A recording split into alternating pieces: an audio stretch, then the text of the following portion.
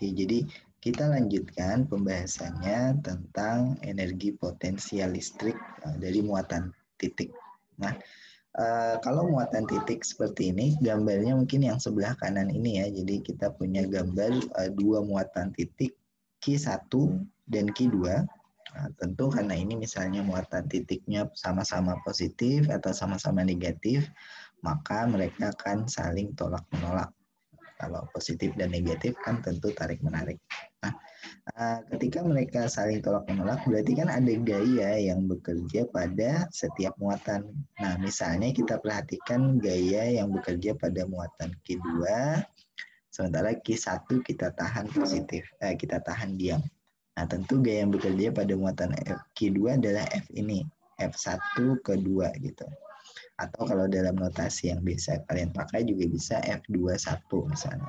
Nah, F1 ke 2 ini gayanya akan mendorong Q2 sehingga makin jauh dari Q1. Nah, karena dia makin jauh tentu gayanya akan semakin kecil.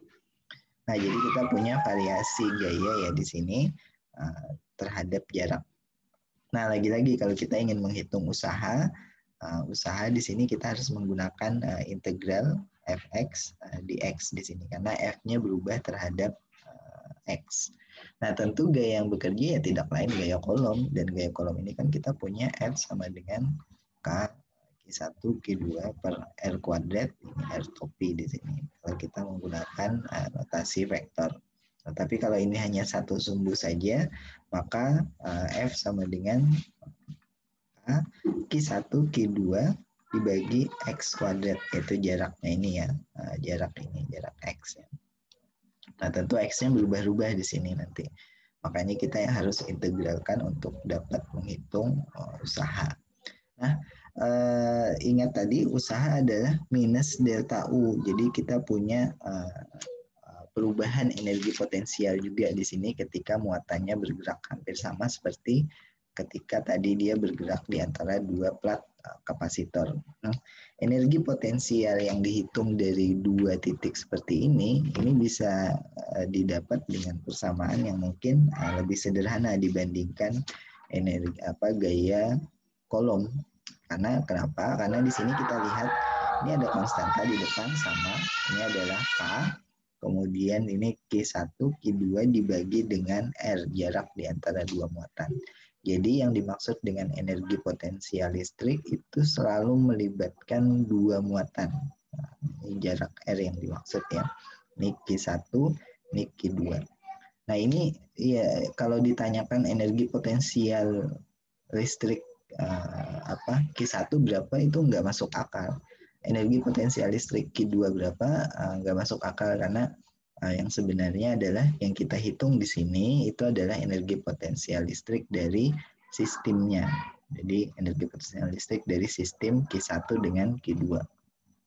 Nah, kalau misalnya di sini muatan salah satunya negatif juga bisa di sini muatan positif, kita juga punya energi potensial listrik. Cuman energinya nanti adalah kurang dari 0, sementara kali ini energinya lebih dari 0. Jadi energi potensial listrik bisa lebih dari 0, bisa kurang dari 0. Nah, ini tidak terjadi pada energi potensial gravitasi ya. Energi potensial gravitasi EP misalnya itu selalu MGH dan ini selalu positif ya MGH, tidak pernah dia negatif. Jadi ini nilainya selalu positif. Nah, dalam hal ini di dalam medan listrik energi potensial listrik itu bisa negatif. Nah, coba kita lihat contohnya. Jadi kita, nah ini mungkin bagi anak kimia biasanya harusnya paham dengan grafik seperti ini. Jadi kita punya gambar yang paling atas ini itu adalah dua muatan titik positif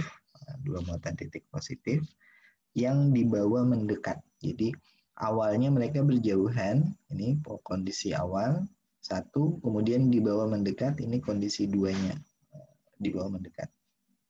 Kondisi 2 atau final ya. Ini final, ini inisial, ini awal. Nah, kalau dia dibawa mendekat, maka apa yang terjadi? Ingat rumusnya tadi bahwa U itu adalah K, Q1, Q2 dibagi dengan R. Jadi karena R-nya semakin kecil, semakin turun, tentu energi potensial keduanya semakin naik. Dan di sini Q1 positif, Q2 juga positif. Artinya dia sama-sama positif kan ya. Jadi energi potensialnya positif tuh. Ketika dua muatan di bawah mendekat sama-sama positif, keduanya energi potensial sistem kedua muatan tersebut naik. Nah, ini kalau digambarkan dalam bentuk grafik, ya grafik di bawah ini, sumbu X adalah jarak antara dua muatan, sumbu Y adalah energi. Maka kita lihat, semakin di bawah mendekat, energi potensialnya semakin naik. Nah, ini biar punya gambaran ya. Nah, kalau dia antara muatan positif dan muatan negatif, energi potensialnya tentu akan berbeda. Karena salah satu muatan kan negatif. Jadi kita lihat di sini gambar yang kedua yang di bagian bawah.